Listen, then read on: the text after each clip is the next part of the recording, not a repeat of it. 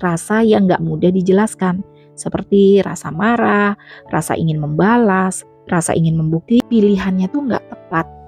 Kadang beberapa dari mereka itu justru malah meremehkan pilihannya. Kalau kalian gak suka sama pilihanku, nanti aku akan tunjukin kepada kalian supaya kalian merasakan apa yang semakin dia mencoba, malah orang-orang di sekitarnya semakin gak suka. Gak semua orang sepenuhnya akan mengerti pilihanku, karena mereka gak hidup di dalam tubuhku. Mereka gak berjalan di jalanku. Ada banyak orang yang setiap harinya berjuang untuk mengambil keputusan yang benar bagi hidupnya. Kita punya pilihan yang kita rasa tepat. Kita punya arah yang ingin kita ambil. Tapi seringkali keputusan kita belum tentu diterima oleh orang-orang di sekitar kita. Bukan karena keputusannya salah, tapi karena orang-orang di sekitar kita pasti mempunyai kepentingan, ketakutan, atau cara pandang yang berbeda dengan kita. Dan di saat seperti itulah muncul nih rasa yang gak mudah dijelaskan, seperti rasa marah, rasa ingin membalas, rasa ingin membuktikan, rasa ingin memaksa orang lain untuk mengerti. Padahal jauh di dalam hati kita yang sebenarnya kita butuhin itu bukan persetujuan mereka, tapi keberanian untuk tetap berjalan. Hari ini aku akan membahasnya dalam sebuah cerita. Ya mungkin kita bisa sebut nama orangnya Alia. Alia merupakan seseorang yang selalu mencoba mengikuti apa yang menurut dia benar berdasarkan pengalaman hidupnya. Alia selalu membuat pilihan berdasarkan nilai yang dia pahami, pengalaman yang dia lalui, dan arah hidup yang ingin dia bangun. Namun, setiap kali dia buat keputusan, orang-orang terdekatnya tuh malah muncul dan menentang. Mereka tuh gak suka sama pilihan dia. Mereka merasa pilihannya tuh gak tepat.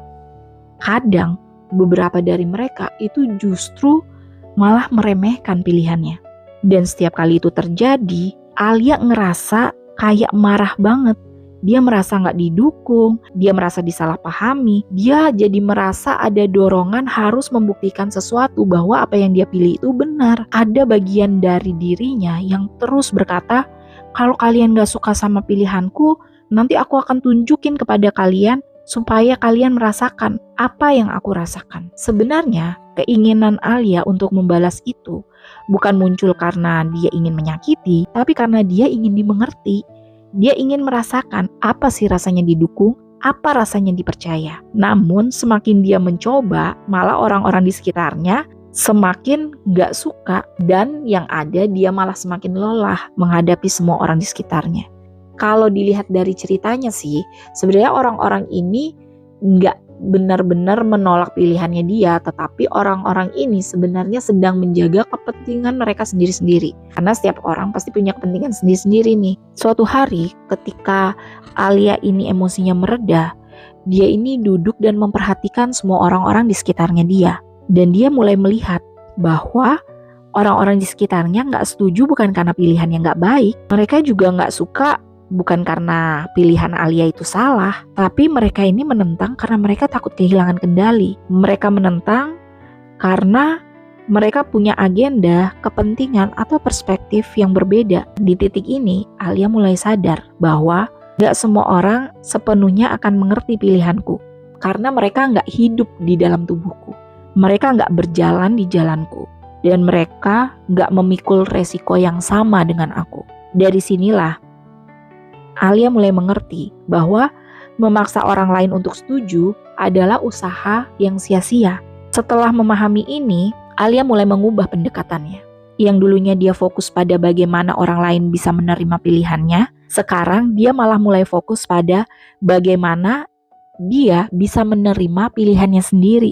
Yang dulu dia sibuk berdebat dan berusaha membuktikan bahwa pilihannya itu benar, sekarang dia mulai merasa bahwa pembuktian itu hanya membuang energi yang akan berujung sia-sia. Dan dari sini juga mungkin kita bisa belajar bahwa bukan tugasku membuat mereka memahami pilihanku. Tugas utamaku adalah menjalani pilihanku dengan penuh keyakinan. Saat Alia berhenti memaksa orang-orang di sekitarnya, tekanan yang tadinya dia rasakan untuk dirinya itu perlahan menghilang. Energi yang tadinya habis untuk membuat orang lain mengerti malah bisa digunakan untuk membangun hidup yang dia inginkan. Namun, sebelum semua itu terjadi, ada bagian yang harus dilewati Alia sebelumnya, yaitu dia harus mulai melepaskan keterikatan terhadap pendapat mereka. Pertama, rasanya berat, karena beberapa orang itu adalah bagian dari kesehariannya. Mungkin itu keluarga, mungkin itu teman lama, atau mungkin orang-orang yang dia hormati. Tapi di sini dia sadar bahwa melepas itu bukan berarti memusuhi. Melepas berarti berhenti memberikan mereka akses untuk mencampuri arah hidupnya. Dan perlahan dia mulai memberi batas. Gak semua detail hidupnya itu dia ceritakan lagi kepada orang lain. Gak semua keputusan diumumkan kepada orang lain. Dan gak semua perjalanan itu membutuhkan pendapat atau komentar orang lain. Semakin dia menjaga batas itu, hidupnya jadi lebih ringan. Dan dia mulai menyadari bahwa privasi adalah bentuk perlindungan diri. Dan kadang menjaga jarak dari komentar negatif adalah cara terbaik untuk tetap sehat. Sebenarnya dari sini kita bisa melihat bahwa ketika kita mengalami pengalaman hidup yang sama dengan Alia, daripada kita sibuk mengubah pikiran orang yang gak akan mengerti, lebih baik kita membangun lingkungan yang baru. Yaitu membangun lingkungan di mana terdiri dari orang-orang yang gak merasa terancam oleh pilihan kita. Orang-orang yang mendukung kita tanpa meminta imbalan. Orang-orang yang merayakan pertumbuhan kita bukan menghalangi pertumbuhan kita. Dan orang-orang yang memahami bahwa setiap manusia punya jalannya masing-masing. Dan di saat kita bisa nemuin orang-orang kayak gitu, bahkan jika jumlahnya sedikit, hidup kita bisa berubah secara drastis. Kita jadi bisa lebih merasa aman, lebih diterima, lebih maju, dan lebih berani melangkah. Karena mungkin di titik itu kita bisa sadar bahwa lingkungan yang baik bukan soal jumlah orangnya, tapi kualitas hubungan yang bisa mendukung arah hidup kita. Dan mungkin sekarang kalian yang lagi dengerin ini ada di fase yang berbeda-beda. Mungkin di antara kalian ada yang berada di fase merasa ditentang, merasa tidak dimengerti, merasa ingin membalas, merasa ingin dipahami.